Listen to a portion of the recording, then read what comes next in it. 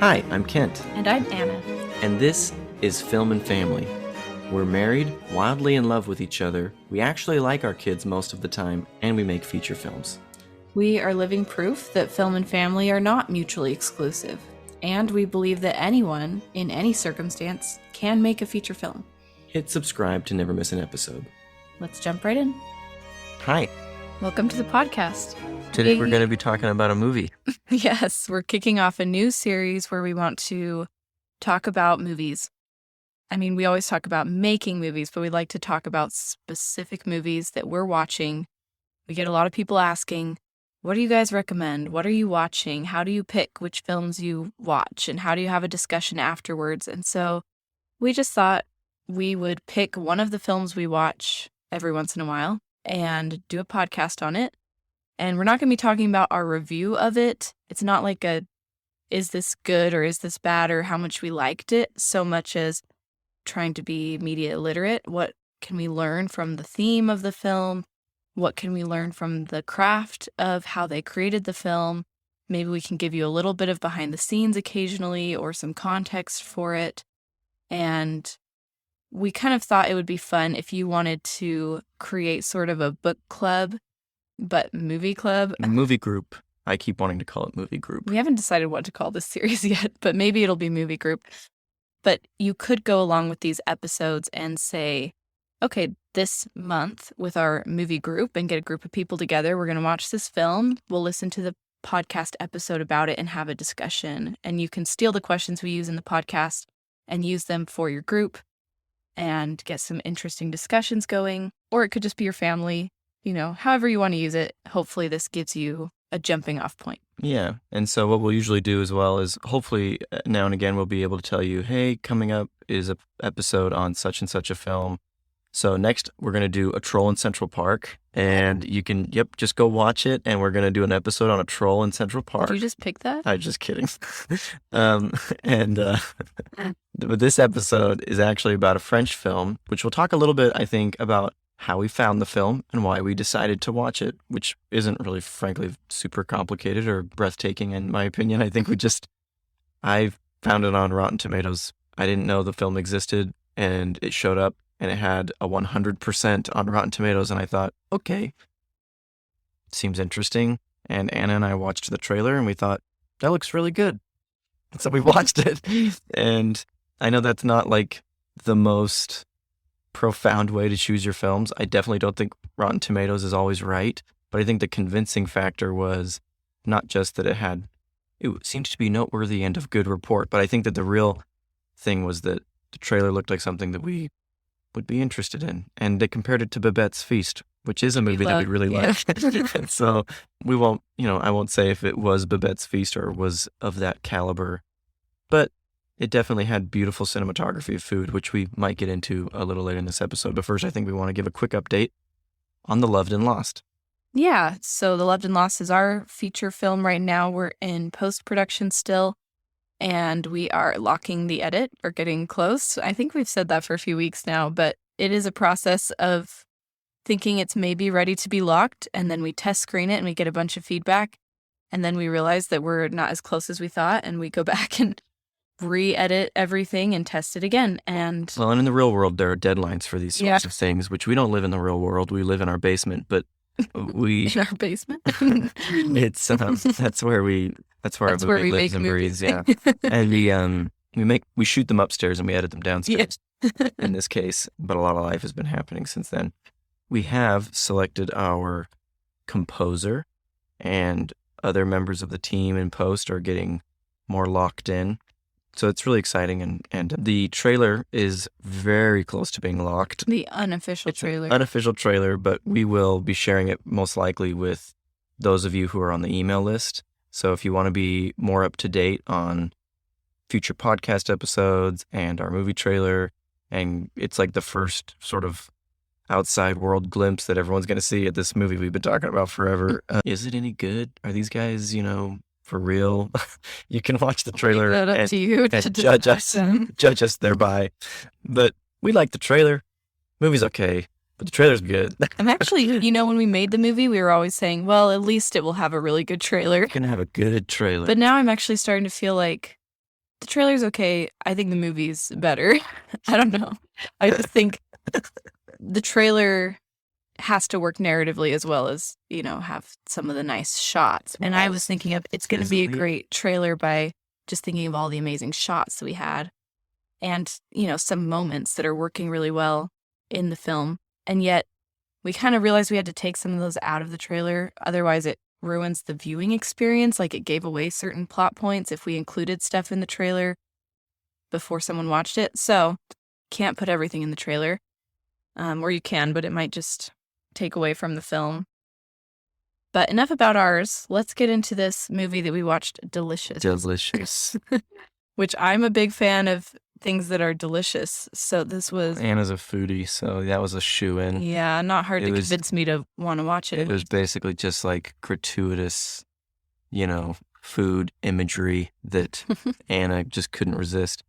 Really, Delicious is a 2021 film. It just came out in September, so the latter end of this last year, unless you're listening to this in the future, the latter end of the year 2021.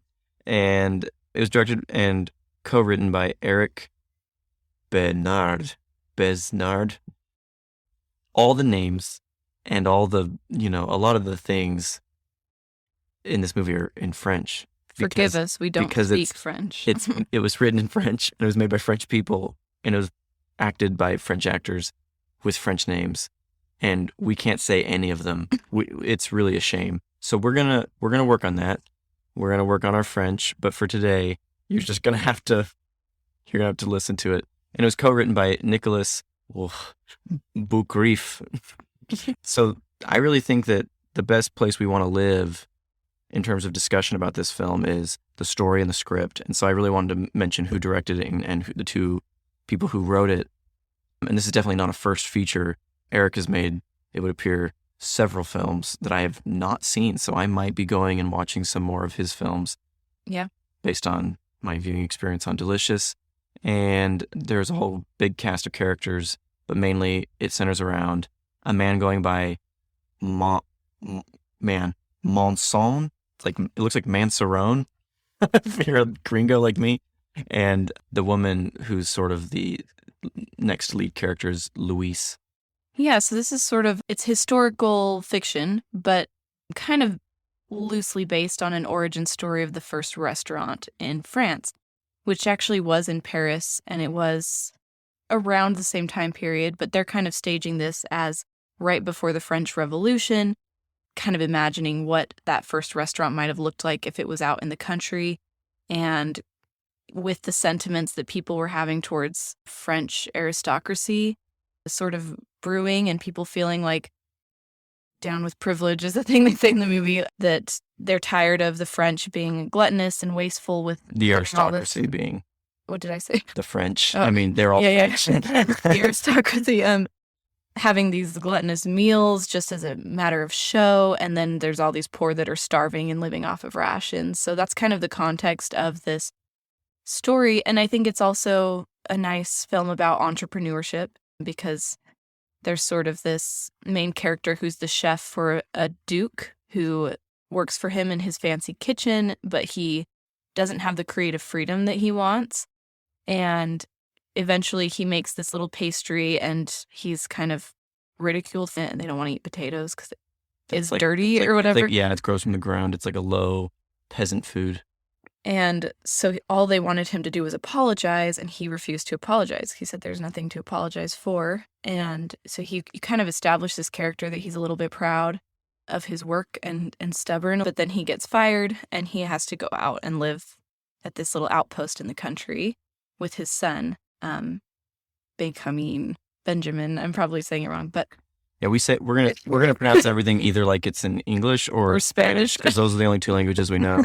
And so if it comes out sounding English or Spanish, almost undoubtedly it's going to come out not sounding like French. So we forgot to mention that we're likely going to spoil this film in this episode. So if you don't want it to be spoiled, you can watch it before, and if you don't, want to watch it, then you can just enjoy us telling you the story as we go through it. And because it's hard for me to break down the meaning of the story without telling, like the end is where a lot of the meaning making happens, I feel like.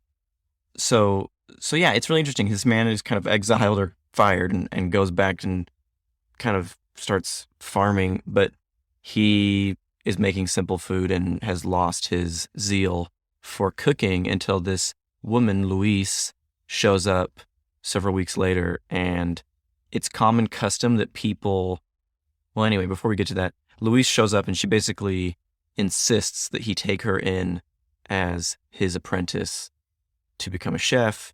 And he says that she's a woman and that's not appropriate and that she is too old and that it's too late for her to learn. And that he doesn't want cuisine. to cook anymore. And that he doesn't want to cook anymore. He's kind of over it after getting fired and disgraced. And he's kind of, stubborn in that way. But turns out Louise is equally stubborn and she just basically sits outside his house for like a couple days and won't move and offers him like her life savings in money and just basically won't leave unless he takes her in as a protege. Yeah, so he does take her money and so she holds him to that commitment and kind of follows him around and like demands that he teach her what he's doing, and he starts to get into cooking again. And it's interesting that his son, Benjamin, I think kind of sees this as an opportunity. He's seeing it as this rejection and failure on his part, but his son sees the opportunity to have the creative freedom that he's always wanted. And so it's sort of that younger generation pushing for, like, let the working class create their own thing, make their own money, and not have to be slaves to these higher up aristocracy and have to do everything their way according to their tastes and their desires. So it's kind of his I think the main character's chef guy's mindset changing over the course of the film to see things that way. And Benjamin is really the voice for the French Revolution in this movie, and not just the French Revolution. Something that's that I want to point out is one of our professors that we've mentioned several times on this podcast, named Dean Duncan, said that movies are never made about the time period in which they take place. They're always about the time period in which they're made. And so the film Delicious is most likely not really about the year 1789. It's about the year 2021, right? And so all of the social and political and human commentary is usually, or even political, is really going to be about today. These people are living in today and they're interested in today. And when they look at the past, they see shadows of values that they see kind of that people grappling with or themselves grappling with in today's modern age. And so to me, this film, and we'll get to this as we go on, I think is as much about filmmaking as it is about cooking. And the aristocracy of France seems to be this, and maybe they didn't mean this, but I kind of saw it as this representation of the powers that be, or the movie studios that basically dictate, this is and this is in the movie, they basically say this is exactly what is on the menu and you must make the menu.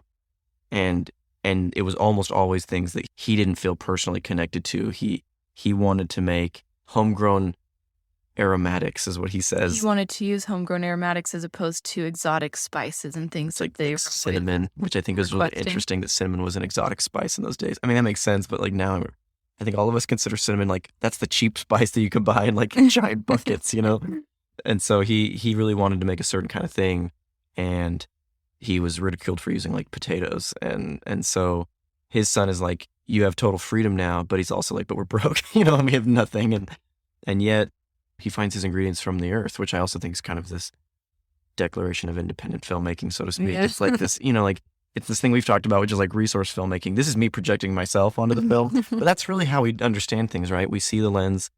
We only have our own two eyes, right? Those are our lenses, and the brain behind those two eyes is how we process these things. So when I see this film, I really do see that as like resource filmmaking after being rejected by Hollywood, and you're kind of having to figure it out. And Isabelle Carré's character of Louise is basically a intern with big movie dreams. I don't know. Yeah, and he takes her out to this big field when he finally decides to teach her and says, find something edible. Go find stuff. Go find us food. Yeah, wake me up when you found food. Yeah. So he lays down to sleep, and she goes and just harvests from whatever she can find on this mountainside. And then they go home and they talk about, okay, you can't use this. These mushrooms are poisonous, but here you go. Like, these are edible. This is good. and he's teaching her how to use the resources she has to create delicious food. And so he kind of gets this opportunity to cook for the Duke again because the Duke is coming to visit, and they, do this elaborate meal exactly to the menu. And then there's all these tragedies. There's a huge fire. He's like reaching in with his hands to save everything and burns his hands. So the apprentice, Luis, has to do a lot of the cooking for him, and they lose all these ingredients. So he ends up using his own ingredients and kind of doing things his own way. The Duke doesn't even show up in the end to this meal. Because he says that his mistress got hungry and they stopped early. And basically, well, since we had to stop early, we're not hungry anymore. So sorry. And they talk about other appetites being satisfied instead. And there's sort of this theme of appetites and like the appetite for sex or the appetite for food, or, the way that the gluttonous are just consuming to satisfy their appetites and not really based on need or to, be wholesome or be alive. Yeah. Well, and so it's really interesting because once again, in my personal framework of this film, it's this world we live in where when we're trying to make movies through Hollywood, this is bad. I'm not trying to say that I would never say yes to a Hollywood film, but I do know that it's a very common tale that someone comes along, and it doesn't even have to be in Hollywood. It's just working with fallible human beings. We come along and say, hey, I've got this project. I've got this money. I need someone to make it. This is a big break. And then you get all excited about it. And then you put in tons of work. This is your big chance, or maybe it's your second chance. And then like out of the blue, they'll just be like, oh, sorry. I know we told you that this was all a done deal. This was all definitely happening. But actually, we went with someone else. We ended up doing something. We went another direction with it, or whatever, or we just scrapped the whole thing. And we hope you can, after putting in all that time and sweat equity and all this other stuff, we hope that you can find some work to pay for the sacrifices you've just made on our behalf, and we're not going to help you at all. And so that's basically what happens. Is they just say, well, we went with someone else. We got some food somewhere, and we stopped, and they're just kind of infuriated. But at that point in the film, there's a big twist with Luis's character where we reveal that she was going to actually poison his former boss, and then it's revealed that she was actually a marquis. She was a member of the royal that class, like hierarchy. Yeah, we are so like at a loss for the correct French terms, but anyway, this man that Montserrat, the chef, used to work for, was guilty of like murdering her husband because of like offenses that they'd had against each other. Trying to force her into a relationship with him. And yeah, he was jealous. So she was trying to poison him. That was kind of her intention all along of learning to apprentice for this cook, was she assumed that the Duke would come back around eventually and want to hire him again. Because he was like the best chef ever. And she would get to exact her revenge. And of course, since the Duke doesn't show, they almost eat the food, and she has to kind of hide it, and they throw the food out and the chickens eat it and they die immediately. And so she's kind of found guilty of her agenda. And so the stakes regarding aristocracy and this family situation start to get higher. And then, the chef starts to fall in love with the apprentice, but then they start to kind of try and move on with life at that point. And that's when they decide, we're going to create a restaurant for the common people, for anyone who wants to pass by or anyone locally who lives here to actually have like a dine-in experience. And so it kind of shows this like, origin story of a superhero, but it's like origin story of the restaurant, where it's like, we could have tables and we could have menus and we could have waiters, and they kind of come up with everything like, and it's like, oh, brilliant, and it's actually kind of fun. They do a good job of that, I think, and they actually start to have some success, and it becomes the story of entrepreneurship to a degree, where they start to come to an understanding that they could actually create a new life of fine cuisine, but they're making fine cuisine for common people instead of for aristocracy, which was considered like totally wrong. Yeah, it had never been done before, but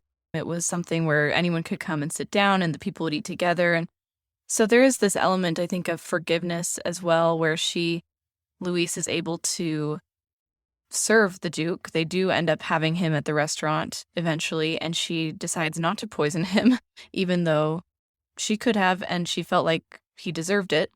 But it's also still a revenge plot. It is still kind of it's sort of a like, I don't need you anymore, and look what we've done. And I'm not scared of you anymore. She says, I'm not scared of you. And you can kind of see how he's appalled by what they're doing, and they're kind of triumphant, and they're like, thing that no one thought they could do, they were able to do, and successfully, and his disdain for it becomes very public and kind of embarrassing. So yeah, it's nice. Now you can probably tell that we liked a lot of the themes in this movie by the way we're talking about them. Yeah. So yeah, and honestly, like, it was so beautifully shot as well that even if it wasn't a super emotionally engaging experience for me, I liked it. Enjoyed watching the film. I wasn't really like on the edge of my seat or anything about what was going to happen or feeling super strong emotions while I watched it, but I thought that the cinematography was beautiful, and they would do these little like still life portraits of a table with, all the textures and colors, and it looked very much like a painting of kind of the pieces after they make food, the dishes and the food that's left and the little scraps. But of course, there's always something moving. There's a butterfly or there's some light dancing or whatever in the frame. And those were just gorgeous to look at. It was one of the most carefully shot films I've ever seen, actually. I thought it was pretty exquisite. I feel like they approached cinematography the way these characters approached food, and it married itself well. I think the way they very carefully crafted this thing from a very sort of passionate place. I think they were really excited to tell this story, and you could tell by the care and love that they put into the imagery. And I thought the acting was also careful, and you could tell it was well written and well rehearsed. It wasn't like an improvisational sort of like, our movie is very improvisational with a lot of like improv camera work, and some of the lines are accurate to script and some of them aren't.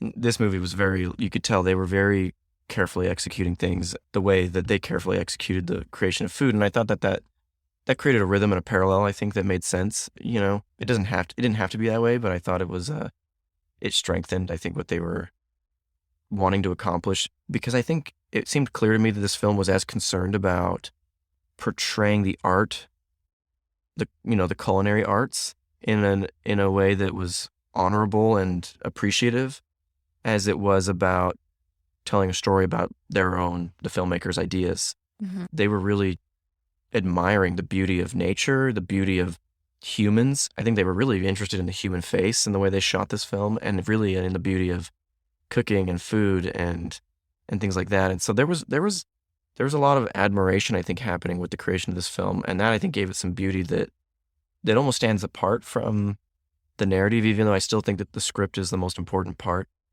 of any film. Most films, especially if there is a script. But scripts exist either on paper or in the editing room, even if it's a documentary. Eventually, what's said is said and what's done is done.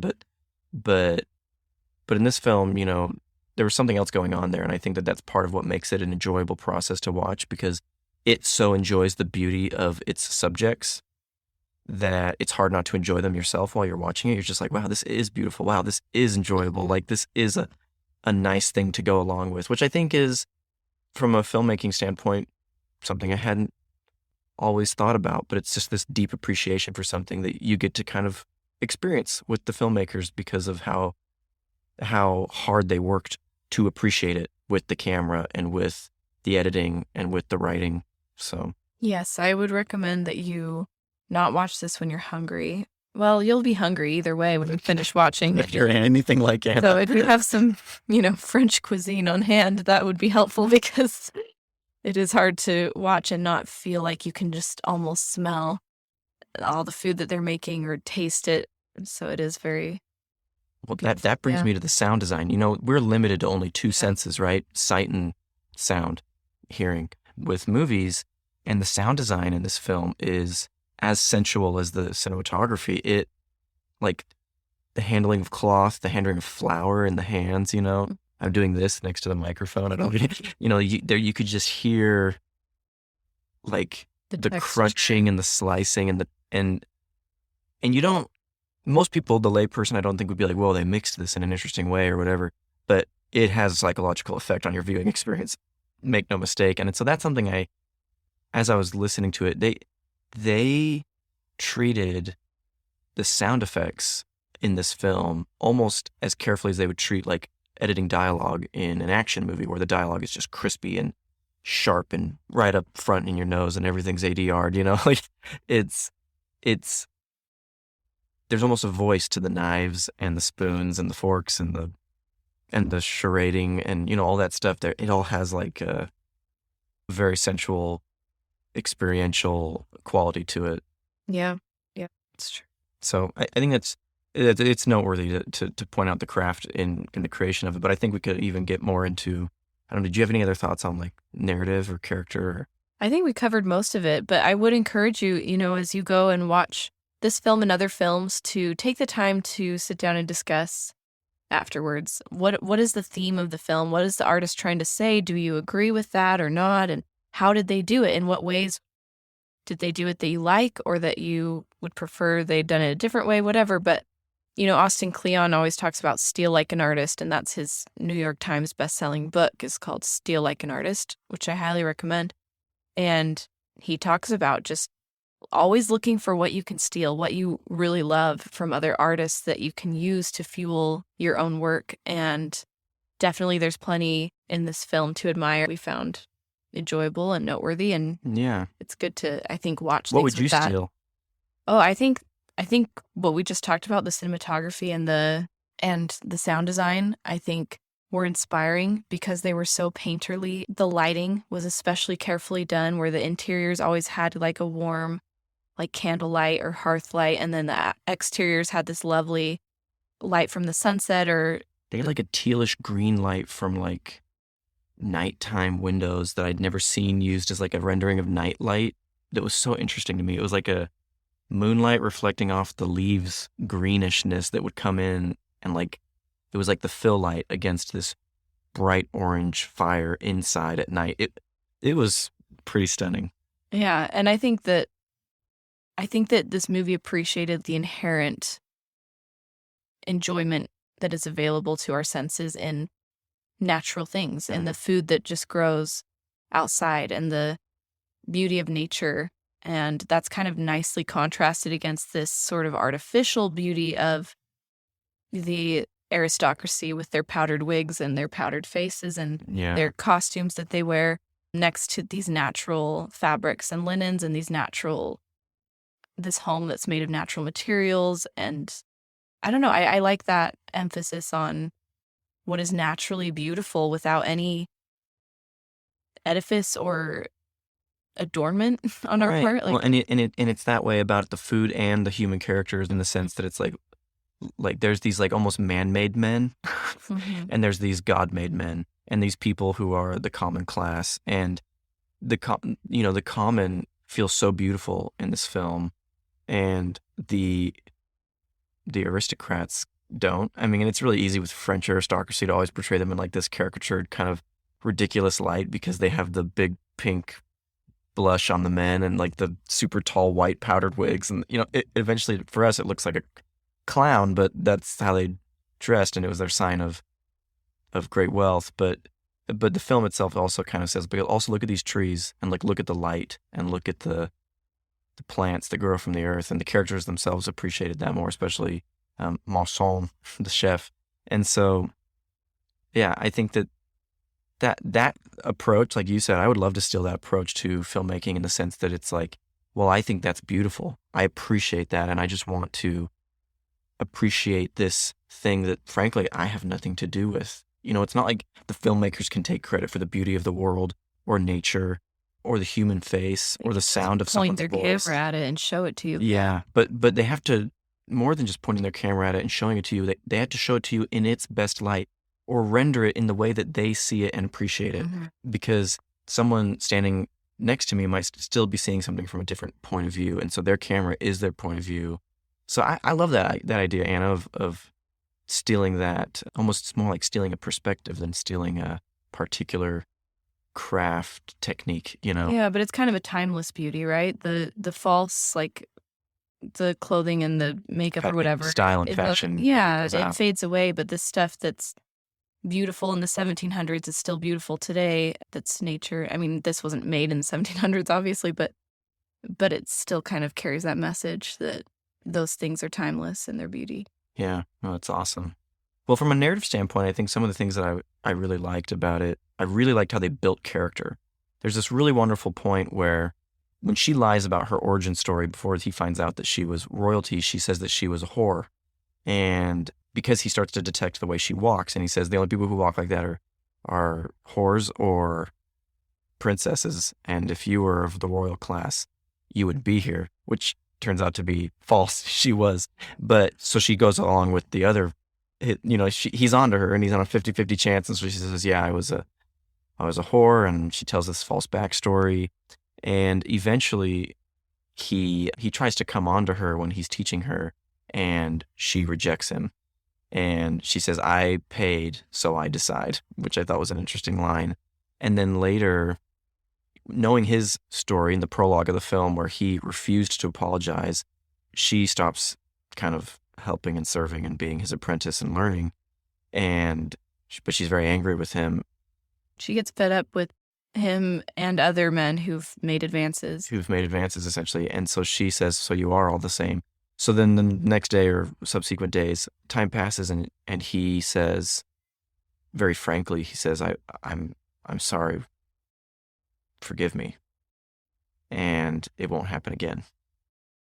And she sort of reluctantly forgives him. But I think that's a really interesting way of building character in the sense that we have this sort of backstory with her, and then we see her stand up for herself, and then we have this guy who we know is a proud, really, talented person, but in that not want to say sorry. In that moment, sorry. He says sorry for the things that he truly has need to apologize for, right? He's not going to apologize for using potatoes and giving them to the royal, but he is going to say sorry for doing something that was inappropriate, and he's sincere about it. So I just thought that was a nice way of building the bond that those two characters had together by showing this is something this character never does, and then they do it. I think that's a really cool way to build character where it's not just a way that you show who that person is, which is nice, but it's also a way that you show how that person grows. And so I know that James Mangold talked about that as his character that he wrote that was played by Christian Bale in Ford versus Ferrari. Same thing, where at the end he's like, what's the thing this character would never do? And that's slow down and tie on purpose. I mean, this is a guy who will win at all costs, right? Sorry for spoiling Ford versus Ferrari, but it's showing this character growth by saying, this is the last thing this character would ever do, and then they do it. And often it's either because they've fallen completely from grace or they've achieved like a remarkable growth and learning. And so I don't know. That was something I noticed in this film and in the way they told the story, and it's something I kind of wanted to keep in mind when I'm thinking about my characters, especially my protagonists. Like what is something they would never do, and why, and what would cause them to do it eventually. It's a very simple principle, but it was a good reminder. Yeah, I love that. What would you say in like a single statement was the theme in your mind, Anna, for this film, or a theme that jumped out to you?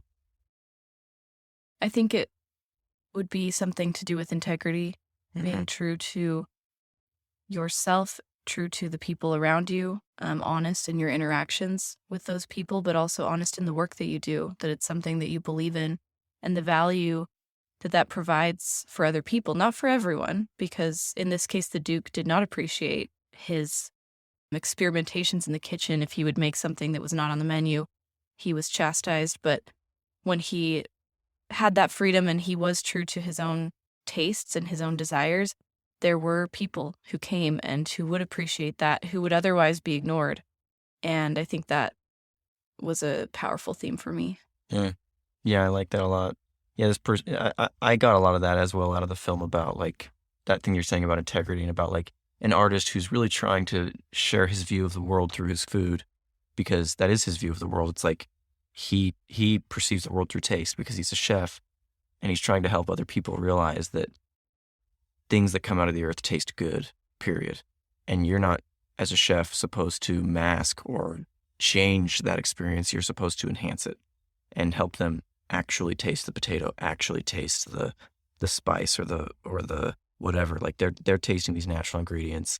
That's kind of his philosophy on cooking, and they're, I mean, we've even taken Alice Waters' masterclass. Well, Anna did. I didn't take it at all, and that's very much her approach. But for me, something else that's somewhat related to that is just this value of, I mean, maybe this sounds pretentious, but this value of creation, both of the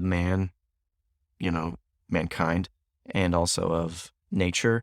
But it's really like this really democratic message about the value of all human beings and how you can teach anyone to cook, not to sound like Ratatouille, but that everyone deserves the best. This idea that we can give the best cuisine to even the common man, and that's not something we reserve only for the richest or the most wonderful people or the most noble. And they might even appreciate it more because... Well, now that was a big theme in the movie, was Yeah. appreciation, and that only the noble could have the godlike sensibility to be able to perceive the nuances of fine cuisine, and that giving it to common people was like throwing your pearls before swine. They wouldn't even understand the value of it, but that's just not true. And these people were in most of need of those pearls, right? They were the people who were starving to death, and so he was giving them an experience that they had never had before, and they truly could see it in context of the world and things as they really are. And so I just think that was, for me, it read as a theme of just the worth of a soul, Yeah. even if that soul was a common person. So Yeah. And they even do in the end hire some of the beggars, some of the thieves who stole food from him, yeah, end up yeah, working as waiters and waitresses, and it they became were like children that would this steal from hunger. opportunity. Yeah. And she says, "Are you encouraging theft?" And he says, "What does he say? I can't remember it." That's an interesting part of the film where like he sets bread out for them to steal, and He basically says they'll pay me back later. They'll give me flour. Like they're starving. yeah, What other choice do I have? Like, yeah, he says something else there, but she was confused by it. I wish I could remember the exact line, but I can't remember, so you'll have to go watch the movie. Haha. I'm really glad we recorded this episode because it wasn't just, we had a short discussion after we watched the film. We almost always do, which some of us, a lot of people don't even talk about the films that they are watching after they watch them. But doing this episode really caused us to have to, curate the questions and summarize the story and do all the things that you would do in almost like a test screening. And we even use some of those questions from our test screenings that we give to audiences. But it let me get more out of the film. It not to be punny, but it's kind of like chewing your food a little slower. And that actually lets you get more nutrients. Not nutrients. It doesn't necessarily make you enjoy the taste more, even though that might happen. And so you might like the food more. Sometimes I think if I chew my food for too long, it starts to be a less enjoyable experience because it's just like you chew it until it's mush. But you do extract more of the value of that particular food. And so when we do that with our films, we get more. And so I don't know, I'm just feeling that now, having this discussion with you, and I wish we could talk longer about it, but it makes me appreciate the work that went into the film and into the writing of the script and into the creation and rendering of it. And so I'm really grateful. I feel like this odd gratitude towards these filmmakers who put this movie together, not to gush or anything. There's lots of movies out there, and when people work this hard and in this much unity to bring something and bring a vision to life like this, it doesn't always mean it's a good thing. I think there are some damaging messages out there, but even those I think are good to talk about. I just think it's really, really good to talk about what we're watching because, like you said, we get more out of it. We can internalize the lessons, or at least maybe externalize the lessons by saying them, and then it helps us internalize them by remembering them. Just learning more. Yeah. So I agree. I think the more you reap, the more you sow. So just taking some time to discuss after a movie really adds a lot to the experience. So thanks for joining us and for being on the other side of this conversation. And please feel free to be a part of it, especially if you end up. We're gonna actually announce further future movies that you can suggest films that you'd like us to watch. You can, if you watch the film in advance, you can submit questions or even your own thoughts, and we would love to be able to read those before we go into the next film. So stay tuned on future episodes. We will be announcing either in emails or in future episodes, hey, look out, we just watched this film, we're going to do an episode on it. next week or whatever, and you guys could participate in our movie group. Yeah, we'd love to engage with you. So don't ever hesitate to reach out. All right, we'll see you later. Bye. Bye. Thanks for joining us today. If you like what you're hearing on the podcast, you'll love the Film and Family Academy, a program designed to teach anyone how to make a feature film. No, we won't teach you how to put a camera on a tripod. This is for professional filmmakers who want to transition into a feature film career. You cannot have a career making feature films until you've made at least one. Anyone can make a feature film using our proven model. The things that are holding you back aren't what you think. You don't have to quit your day job, neglect family responsibilities, have tons of money, or sacrifice your health. There is a sustainable, healthy way to make your dream a reality, and that's exactly what you'll learn in the Film and Family Academy. It's risk-free. If you follow all the steps in the program, you'll finance and finish a feature film by the end, or we'll give you your money back.